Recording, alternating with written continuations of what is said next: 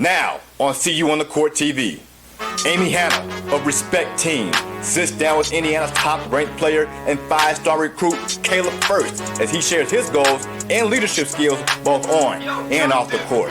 Plus, owner of Details of Life, Marcus Wilson, sits down with former Adidas Grassroots executive and current owner of Tribute Sports Management, Chris Rivers, as he shares his perspective of AAU basketball from a business level, along with his experience with NBA superstars and Hall of Famers. And finally, a look at last weekend's top 5 players from the GRBA National Championships.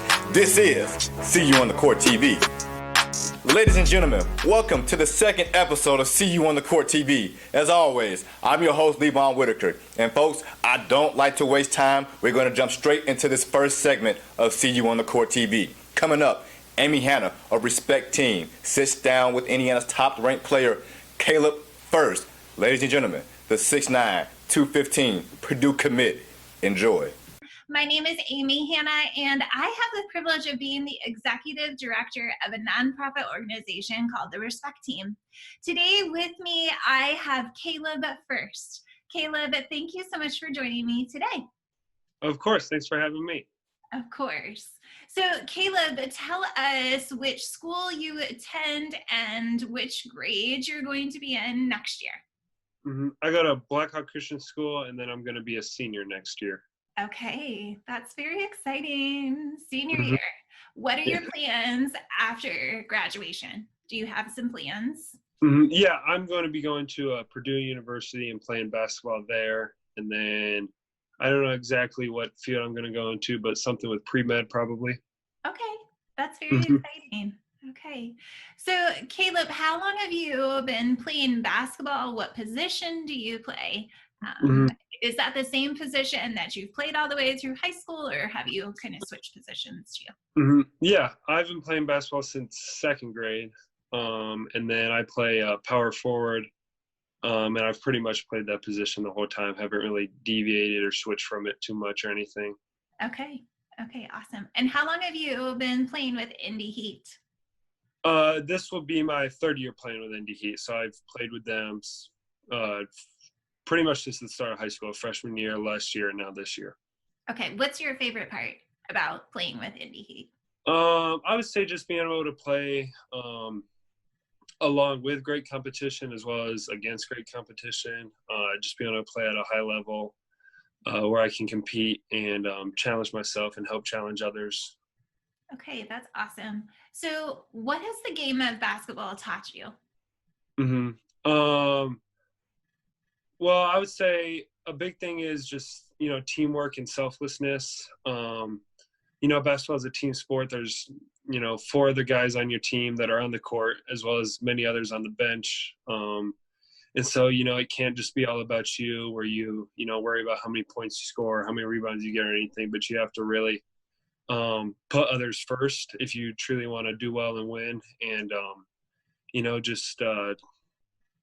do what's best for the team rather than yourself. Yeah, that's so true. So true. It's a team effort and a team mentality, not just an individual mentality. Yeah, okay. Definitely. Yeah. So off the court conversation today, we're talking about the commitment to the goal. So in your opinion, why is it so important for you to have a goal, both on the court but also off the court too? I would say it's a big deal because, it gives you something that you're working towards. If you're, working hard and everything, but you don't have a defined goal, it kind of makes it hard to, not only try to get where you want to be, but it also makes it hard to track your progress along the way and see if you're doing well, if you're, struggling with it. So, having set out and determined goals really helps you just stay on track and, just be able to track where you're at and, just continue working hard at what you're doing. Yeah, that's great. So, Caleb, have you had some big goals in the past that you've reached? Yeah. Obviously, I'm not completely there yet, but it was always a huge goal of mine and a dream of mine to play basketball in college. So being able to be committed to a university where I know that I'm going in the future, where I'll get the opportunity to continue playing basketball And, as well as further my education is it's a big goal of mine that I want to reach. And so it feels good to be able to get it. And just keep working at it. Okay. Future goals after college. Do you have some other goals that you're going to be reaching toward? It's always been a huge goal of mine as well to be able to play at the professional level, whether it's in the NBA or overseas or anything. So I want to keep working at that and, keep striving towards that. But I think it's also important to stay in the moment and not look too far ahead and just keep taking it one day at a time. That's what I've always kind of made it an effort to do, not look too far ahead, not look too far behind, but just stay in the moment and stay in the present, in that present day. And so just want to keep working on doing that. Well, thank you so much for watching the Respect Connection. I hope that you learned a lot from Caleb about the importance of setting goals, but also with staying focused on what's going on right now within your life too, so that you can accomplish those future goals. Wow, what a great interview there from Caleb Furst and Amy Hanna of Respect Team. Thank you both so much for an amazing interview. Ladies and gentlemen, again, finishing his senior year. 6'9", 215, headed to Purdue. He's a presence in the paint. Keep an eye out for Caleb Furst. Thanks again. Now, ladies and gentlemen, in this next segment, very seldom do we get information like this, but in this one-on-one interview, hosted by Marcus Wilson of Details of Life, as he sits down with former Adidas Grassroots executive Chris Rivers. Folks, Chris Rivers is one of a kind. Again, very seldom do we get information like this. He talks about what it's been like competing against Nike and Under Armour while being the Grassroots Adidas executive. Ladies and gentlemen, enjoy this interview.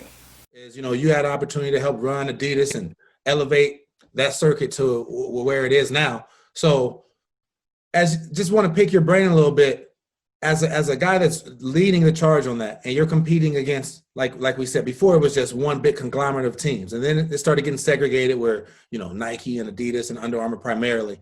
So as you're trying to elevate Adidas to be the best grassroots circuit, how are you going about that from a business standpoint? And what are some of the things you're thinking to try to outdo, or are you even looking at what other shoe programs and circuits are doing, or are you just staying in your own lane? What is your thought process to try to be the best in that field?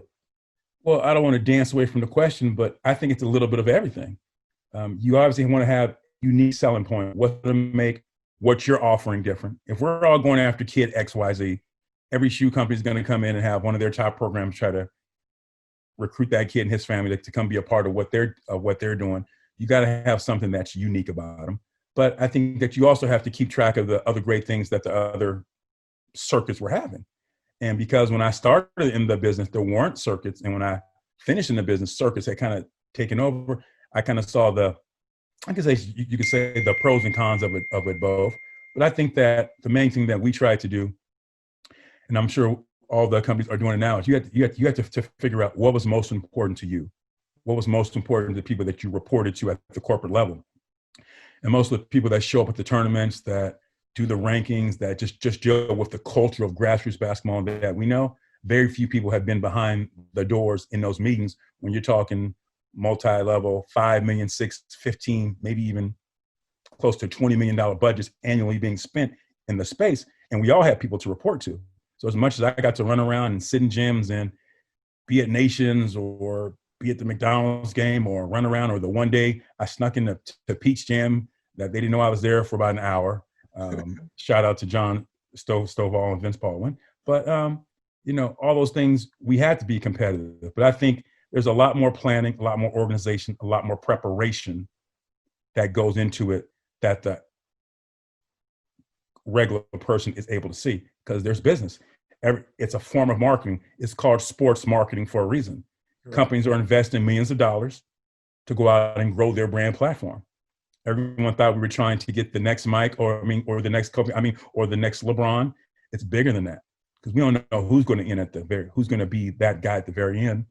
But you want to have relations with as many people as you can, who you think at some point are going to carry enough weight to wear your shoe, to wear your logo on their shirt, to wear your hoodie, so that kids ages 6, 9 11, 15 are going to be inspired enough to go out and buy their shoes. It's just a lot more complicated. I mean, we could do a whole show on that in itself, but a lot of thinking goes into it because it's a 12-month-a-year calendar. It's not just the April. It's not just the April evaluation. It's not just the May month. It's not just the June NBA PA camp. It's not just the July big month. Oh, it's August. There's high school. There's holiday tournaments. It's relationship building. It's product seeding. It's a 12-month integrated calendar that goes on. So whether the guys who are doing it in Baltimore, or the guys who are doing it in Beaverton, or the guys who are doing it in Portland, or I'm not sure if the guys in Boston with Puma are trying to get it going, those people who work in those departments right now have full-time jobs in the business of basketball. And I was blessed to be a regular guy from Oakland, California, to be a part of a lot of great things and learn and to develop into a professional doing that process.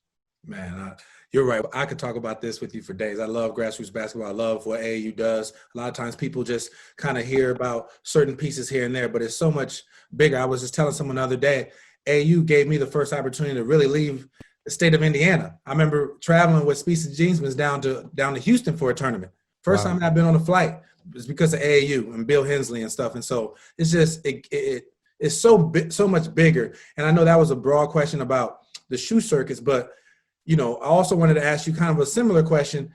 Man, you recruited some of the best players. I mean, some Hall of Famers. I want to look at my notes here, but while you were at Adidas, you helped recruit some of the best players in the NBA: James Harden, Damian Lillard, Andrew Wiggins, Tracy McGrady, Chauncey Billups, Tim Duncan is, Hall of Famer, Dwight Howard, Derrick Rose. So when there's a top player trying to decide what shoe brand they want to go with, obviously they're thinking about money. Who can give them the most money? But also, what would be some other things that they're thinking about that the common fan may not know that they are considering when trying to choose a shoe? That's a really good question, Marcus. First off, let me set the record straight. I work with Tim Duncan, didn't recruit him. Worked with Mac, who I knew. I was there. I introduced T-Mac to LeBron when he's in high school, so that's how old I am. But I didn't recruit him. Okay. Derek was already at Adidas when I was there. Got to work 6 straight years with Derek and his family, and Reggie, loved the Rose family. James Harden coming over was a part of that. Damian Lillard was a part of that. Andrew Wiggins was a part of that directly. So I just want to make sure I set the record straight. There's a lot of great teammates I had at my previous job who did all the heavy lifting. Jim Gattle being one of them, Chris Persinger, Zach Fawcett, a lot of guys who really did a lot of good heavy lifting to keep that business going. But to answer your question, I think every athlete's situation, their circle, their huddle, as I like to talk about it, provided different elements. I think the first question that you have to ask a player is, even to today, is there a shoe that you will not wear? Because every athlete has a point of view. So let's say you came up through one of the circuits, or you were able to play on multiple circuits or touch, you definitely have an affiliation, you have a relationship. And I think you got to start off with there. So let's say Andrew Wiggins' situation, when it came down to, he had wore Adidas in college, he had wore Nike coming up, so he had relationships with both of them. But I think the overall package, which definitely financial compensation is a huge part of that, plays a role. But then you have to look at where you're going to fall into a list. If you're a guy who thinks you're going to be a game changer, and they all think they are. Adidas, when they made the investment in Derek in 2008, when he's the #1 pick, they figured he would be, probably not as quickly as he did. MVP in 3 years, selling shoes for 4 or 5 years. You couldn't keep his shoes on the shelf. But there's a lot of guys that they invested in that didn't have the same success rate. But if you had a son and you were bringing him into one of those meetings, first thing you have to evaluate is, where is he going to fall into the pecking order? Because getting a good deal and getting good compensation is great, but they aren't going to be able to put brand marketing and PR support behind it to tell your story, or when they're going to be able to do so plays a big role. I mean, it's no secret. Nike has, depending on who you have, they have 6 to 8 guys right now in their lineup, and I'm not in their locker room, but I follow retail a little bit, that are pretty much locks. So from LeBron, Kobe, rest in peace, to AD, to Paul George, I'm not even talking about the Jordan guys with Russell and what's that kid's name? Zion. I'm not even talking about them. They got 8 to 9 guys that have not only significant financial investments into them, but they have huge businesses that have to have. And Adidas is not far behind with James and Dame. Derek is, not at the level that he was, but his business is China is still growing. Donovan Mitchell's coming. Young fellow, Trae Young. So you got to figure out there's only so much money that can be invested in an athlete to tell their story. And if you never work behind those behind those closed doors, as I alluded to, there's people working 5-6 days a week, 12 months a year to grow these businesses. And a lot of guys I won't go into on this call, but we invested a lot of money in people and they just never panned out from a performance standpoint, but it's not always their part. Sometimes the shoe companies didn't do their part, or sometimes the marketing plans weren't as strategic, or the product wasn't right at the right time, or a guy got traded, or he went from a big market to a small market. So I know I gave you a lot without probably giving you one thing. Money is a factor. Guys want to be valued for what they've done. But some people come in with a larger vision. It's like, okay, if the money's close, does company A, B, or C have a plan that's going to help me elevate and get to where I get to if my game matches? So Trae Young in Atlanta, I guarantee you he's already outperformed his contract after 2 years at Adidas. So when it's time to renegotiate, Donovan Mitchell, they renegotiated his early because he was just balling out so hard, and also being good brand ambassadors and being guys that are compelling. And what guys are doing on social media is, as you know from being in the industry, is so important. So the collective package of how athletes coming into the game is evaluated differently now than it used to be. And you have to be more than just a guy who wants to go out and get 20 and 10, because 20 and 10 is a lot. But another fact you have to look at to what LeBron and the guys at the top of the game have done, how they've raised the stakes and how they've been more than just basketball players. And not saying everyone needs to be involved in politics or social justice or community give back, but when the guy at the top of the game is doing it, that's how everyone else is going to be evaluated, and you're going to be expected to give more. So the days of just saying, hey, I'm going to graduate from college, I'm going to be a top 4 or 5 pick, I'm going to get a 7-figure shoe deal, and I'm just going to be chill. I think that narrative is changing. Once again, I'm not in that space anymore day to day, but I track it a little bit, and it's just, there's a lot of people changing the game. I think it's going to change again. Wow, what a great interview and great information there, folks. Thank you to Marcus Wilson of Details of Life for conducting such a great interview with Chris Rivers and allowing us to get a perspective of AAU basketball that not many of us think about. So folks, do yourselves a favor. Head over to YouTube to see this full interview between Marcus Wilson of Details of Life and Chris Rivers. Go to YouTube, type in Details of Life, and find that interview with Marcus Wilson and Chris Rivers. Chris Rivers, again, one of a kind. Thank you so much for that valuable information. And now, ladies and gentlemen, moving on to the next segment, the Honest Game Minute. I told you to be on every episode, so here it is. Check out this segment on what an NCAA core class is. Enjoy. Hey, welcome back to the Honest Game Minute, where our experts break down a piece of academic eligibility for college sports in 60 seconds. In our first Honest Game Minute, we talked about the NCAA core GPA. But what makes a course NCAA approved? The bottom line is that the course has to be on the NCAA approved list of core courses for your specific high school. Every school has its own list on the NCAA Eligibility Center website, and it has to be submitted by your school and updated by counselors on a regular basis. So what makes a course approved? It has to be submitted by your school to the NCAA Eligibility Center, and they'll approve it if it's within certain subject areas like English, math, natural science, social science, world languages, and sometimes religion or philosophy. And it has to be taught at a standard level and taught by an actual teacher. That's our Honest Game Minute. We'll see you next time. Thank you so much to the Honest Game Minute crew for giving us such valuable information on what an NCAA core class is.